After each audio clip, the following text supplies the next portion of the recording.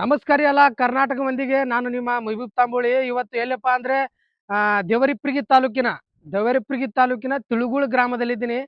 ತಿಳುಗುಳಿನಿಂದ ಕೊಂಡಗುಳಿ ಹೋಗುವ ರಸ್ತೆ ನೋಡ್ರಿ ಯಾವ ತರ ಇಲ್ಲಿ ರಸ್ತೆ ಅದ. ಇಲ್ಲಿ ಒಂದು ಬ್ರಿಡ್ಜ್ ಅದ.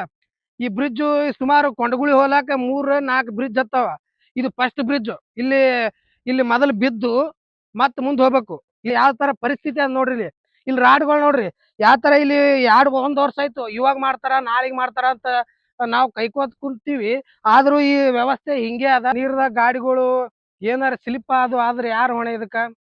ನಾವ್ ಹೊಣೆ, ಮತದಾರರೇ ಹೊಣೆ ಆಗ್ಬೇಕಾಗುತ್ತೆ. ಇಲ್ಲಿ ನೋಡ್ರಿ ಯಾವ ತರ ರಾಡ್ ಅದ. ಇದು ನೀರ್ ಹೋಗುವ ಒಂದು ಅನುಕೂಲ ಮಾಡಿ ಕೊಟ್ಟಿಲ್ಲ. ಇಲ್ಲಿ ನೀರ್ನು ಅಷ್ಟೇ ಸ್ಟಾಕ್ ನಿಂತು ಬಿಟ್ಟಾವ. ಆ ತರ ಬ್ರಿಡ್ಜ್ ರಿಪೇರಿ ಅಂತ ಮಾಡಿ ಇವತ್ತು ಎಷ್ಟು ರೊಕ್ಕ ಹೊಡೆದಾರ ಗೊತ್ತಿಲ್ಲ. ಇದು ತರ ಇಲ್ಲಿ ಬ್ರಿಡ್ಜಿನ ವ್ಯವಸ್ಥೆಗಳು ನೋಡ್ರಿ.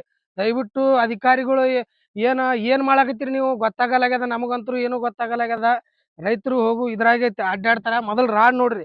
ರಾಡ್ ಈ ತರ ಹೆಂಗ್ ಎದ್ದ ನೋಡ್ರಿ. ಇಲ್ಲಿ ರಾಡ್ ಯಾರು ಬಿದ್ರ ಹೊಟ್ಟಿಗೆ ಅದು ಚುತ್ರ. ಇದು ಮನುಷ್ಯರ್ ಕಳ್ಳ ಬಂದಾವ್ ನೋಡ್ರಿ. ಕಳ್ಳ ಮನುಷ್ಯಾಗ ಹೆಂಗ್ ಕಳ್ಳ ಬರ್ತದ ಆ ತರ ಕಳ್ಳ ಬಂದಾವ.